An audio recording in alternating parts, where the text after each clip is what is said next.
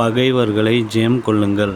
மோசே தன் கையை ஏறெடுக்கையில் இஸ்ரவேலர் மேற்கொண்டார்கள். அவன் தன் கையை தாழ விடுகையில் அமலேக்கு மேற்கொண்டார்கள். மோசேயின் கைகள் அசந்து போயிற்று. யாத்திராகமம் 12:11-12. ஆவிக்குரிய இஸ்ரவேலராகிய நாம் ஜெயம் கொள்ளும்படியாக, சாத்தானை மேற்கொள்ளும்படியாக அழைக்கப்பட்டவர்கள். கர்த்தர் இன்று நமக்கு ஜெயத்தை தந்தருளுவார்.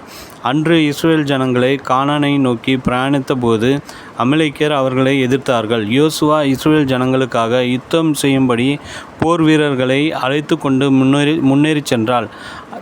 அந்த வேளையில் மோசே தன் கையில் தேவனுடைய கோலை எடுத்துக்கொண்டு மலை உச்சியில் ஏறி தன்னுடைய கையை வானத்துக்கு நேராக ஏறெடுத்தான்.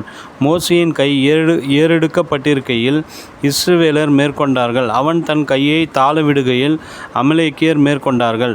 சற்று சிந்தித்து பாருங்கள். ஜெயத்தின் ரகசியம் யுத்த வீரர்களின் கையில் மட்டுமல்ல, தேவ சமூகத்திலிருந்து கைகளை தேவனுக்கு நேராய் உயர்த்துகிற மோசேயின் பக்கமாகவும் இருந்தது. ஒரு குடும்பத்தின் ஆசீர்வாதம் தேவ சமூகத்திலே நின்று குடும்பத்துக்காக பாரத்தோடு ஜெபிக்கிறவர்களின் பக்கம் இருக்கிறது என்பதை நாம் ஒருபோதும் மறந்துவிடக்கூடாது. அன்றைக்கு இஸ்ரவேலருக்கு அமலேக்கியரோடு யுத்தம் நடந்தது போல நமக்கும் ஒரு யுத்தம் உண்டு. அந்த யுத்தம் வானமண்டலத்தில் உள்ள பொல்லாத ஆவிகளின் சேனைகளோடும் துரைத்தனங்களோடும் அதிகாரங்களோடும் நமக்கு இருக்கிறது. எபேசியர் 6:12. இந்த யுத்தத்தில் நாம் நமக்காக ஜெபிப்பதுடன் நம்முடைய குடும்பத்தினருக்காகவும் இனத்தவர்களுக்காகவும் தேவ ஊழியர்களுக்காகவும் இந்தியாவுக்காகவும் ஜெபிக்கிறவர்களாய் இருக்க வேண்டும்.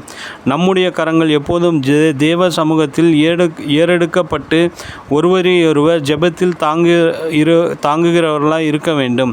ஒருவர் பாரத்தை ஒருவர் சுமந்து இப்படியே கிறிஸ்துவனுடைய பிரமாணத்தை நிறைவேற்றுங்கள். கலாத்தியர் 6:2 என்று அப்போஸ்தலர் பவுல் கூறுகிறார். மோசே நீண்ட நேரம் கைகளை உயர்த்து கொண்டே இருந்தபோது அவனுடைய கைகள் தளர்ந்தன. அவன் ஒருவனால் நீண்ட நேரம் தொடர்ச்சியாக கையை உயர்த்தி கொண்டே இருக்க முடியவில்லை. ஆகவே ஆரோனும் ஊரும் அவனுடைய கைகளை தாங்கினார்கள் என்று பார்க்கிறோம். ஒருவருடைய பாரத்தை ஒருவர் சுமக்கிறது மாத்திரமல்ல, பலவீனருடைய பலவீனங்களையும் நாம் தாங்க வேண்டும். வேதம் சொல்லுகிறது, பலமுள்ளவர்களாகிய நாம் நமக்கே பிரியமாய் நடவாமல் பலவீனருடைய பலவீனங்களை தாங்க வேண்டும். நம்மில் ஒவ்வொருவனுக்கும் பிறனுடைய பக்தி விருத்திக்கு ஏதுவான நன்மையுண்டாகும்படி அவனுக்கு பிரியமாய் நடக்க கடவன். ரோமர் 5:1-2. தேவ பிள்ளைகளே, உங்களுடைய கைகள் கர்த்தருக்கு நேராக ஏறெடுக்கப்பட்டிருக்கும் போது உங்களை தாங்க பரிசுத்த ஆவியானவரும் உங்கள் அருகில் இருக்கிறார் என்பதை மறந்து போகாதேயுங்கள். அவர் உங்களுடைய பலவீன நேரங்களில் உங்களுக்கு உதவி செய்கிறார்.